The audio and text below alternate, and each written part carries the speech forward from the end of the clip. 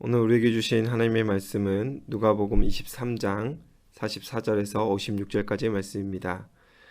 때가 제6시쯤 되어 해가 빛을 잃고 온 땅에 어둠이 임하여 제9시까지 계속하며 성소의 휘장이 한 가운데가 찢어지더라.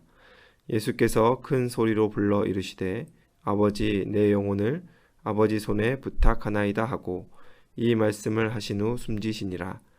백부장이 그 된 일을 보고 하나님께 영광을 돌려 이르되 이 사람은 정녕 의인이었도다 하고 이를 구경하러 모인 무리도 그 된 일을 보고 다 가슴을 치며 돌아가고 예수를 아는 자들과 갈릴리로부터 따라온 여자들도 다 멀리 서서 이 일을 보니라. 공회의원으로 선하고 의로운 요셉이라 하는 사람이 있으니 그들의 결의와 행사에 찬성하지 아니한 자라. 그는 유대인의 동네 아리마대 사람이요 하나님 나라를 기다리는 자라. 그가 빌라도에게로 가서 예수의 시체를 달라 하여 이를 내려 세마포로 싸고 아직 사람을 장사한 일이 없는 바위에 판 무덤에 넣어두니 이날은 준비일이요 안식일이 거의 되었더라.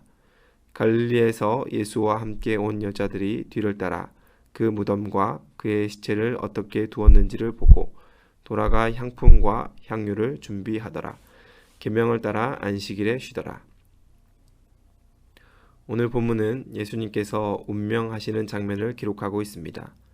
이는 죄인을 구원하시기 위한 하나님의 계획이지만 너무나 크나큰 자기 희생입니다. 하나님은 인간을 구원하지 않으셔도 됩니다. 죄의 값은 사망이라 하였는데 그 값은 스스로 치르게 하는 것이 순리입니다. 하지만 하나님은 그 값을 죄인에게 치르도록 하지 않으시고 독생자 예수 그리스도에게 감당하게 하셨습니다. 그렇다고 하나님께서 이 일이 괜찮으신 것이 아닙니다.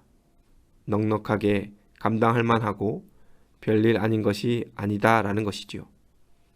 우리가 상상할 수 없는 아픔과 고통이 우리 하나님의 몫이 되었습니다.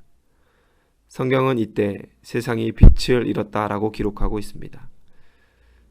예수 그리스도는 세상의 빛이신데 그가 죽임당하심으로 세상이 빛을 잃게 됩니다. 하지만 이것은 결코 어둠의 승리를 말하지 않습니다. 성경은 이어 성소의 휘장 한 가운데가 찢어졌다라고 말하지요. 이는 이 놀라운 역사로 인하여 구원의 길이, 승리의 길이 확장되었음을 의미하고 있습니다. 성소의 휘장은 지성소와 성소를 나누는 구분이었습니다. 이는 율법의 한계이며 죄인이 넘어설 수 없는 선을 의미합니다. 대제사장에게만 1년에 한 번, 대속죄일에만 허락된 경계였다라는 것이지요. 그런데 이 휘장을 예수 그리스도의 십자가가 찢었습니다. 이는 한계, 경계가 지워졌음을 의미합니다. 그렇기에 하나님과 단절되었던 죄인이 언제나 하나님 앞에 설 수 있으며 은혜의 보좌로 나아가 예배할 수 있는 특권을 얻게 된 것입니다. 예수님은 내 영혼을 아버지 손에 부탁하나이다 하심으로 숨을 거두셨습니다. 사실 이 표현은 특별한 표현이 아닙니다. 대부분의 유대인들이 잠들기 전에 습관처럼 기도하는 내용이지요. 왜냐하면 잠에 들어 다시 눈 뜰 수도 없는 가능성이 있기에 유대인들은 이처럼 잠에 들기 전에 내 영혼을 아버지 손에 부탁하나이다 라고 기도한 이후에 잠에 들기를 좋아하였습니다. 예수님께서 이 표현을 사용하심은 이제 완전한 인간으로서 그 마지막 숨을 거두셨음을 우리에게 보여주는 것입니다. 예수님께서 숨을 거두신 이후 많은 이들이 슬퍼하였는데 그중 한 사람, 아리마대 사람 요셉이란 인물에게 누가는 주목하고 있습니다. 그는 사내들인 공회원으로 예수님을 사형에 청하라 결정한 단체에 소속된 사람입니다. 하지만 누가는 그가 예수님의 사형을 결의하는 일에 참석하지 않았고 동참하지 않았음을 밝힙니다. 이는 그가 예수님의 제자라는 것을 알려주는 것이며 동시에 자신의 안위와 자리보다 예수님을 더 사랑하는 자라는 것을 단편적으로 보여줍니다. 그는 하나님의 나라를 기다리며 고대하는 자였습니다. 홀로 예수님의 죽음을 다 막을 수 없었지만 끝까지 투쟁하며 반대했겠지요. 이제 그는 예수님의 죽음 앞에 그가 할 수 있는 것을 하고자 했습니다. 그것은 바로 예수님의 장례를 감당하는 것이었습니다.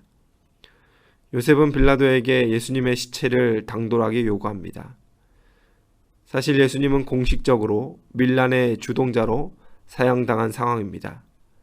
그런 예수님의 시체를 달라는 것은 공범이거나 동조자임을 밝히는 일이기에 쉬운 일이 아니었지요.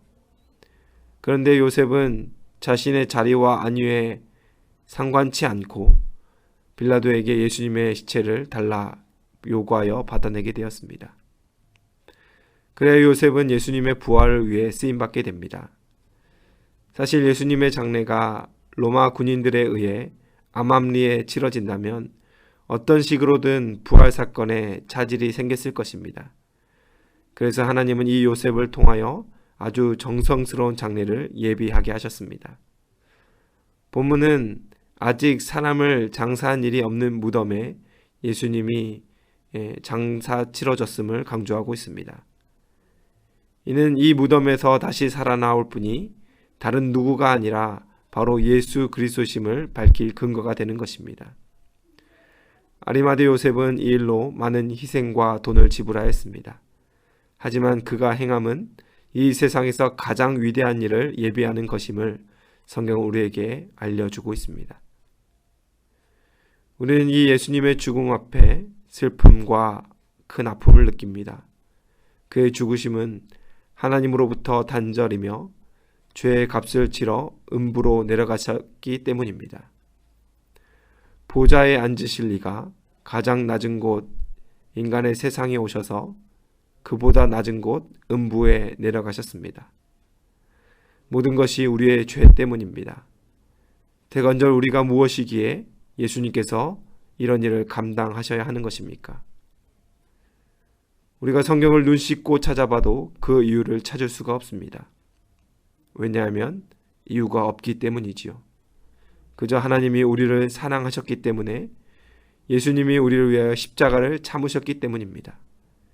그렇게 우리는 이것을 은혜라는 표현 말고는 설명할 방법이 없습니다. 그런데 우리가 그 은혜의 당사자들입니다. 우린 예수님의 십자가의 은혜를 입은 자들입니다. 잊지 마시기를, 그 은혜의 감격이 식지 않으시기를, 당연해지지 않으시기를 주님의 이름으로 축원합니다. 기도하겠습니다.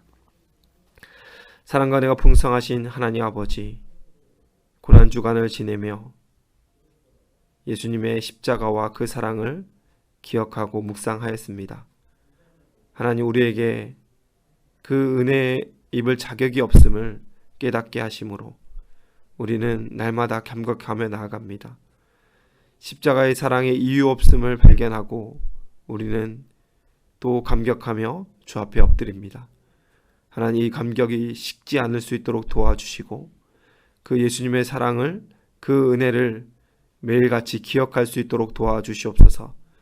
은혜 받은 자의 합당한 삶이 우리 가운데 있게 하여 주시며 예수님 닮음으로 자기 십자가를 지는 저희 모두가 될 수 있도록 도와주시옵소서.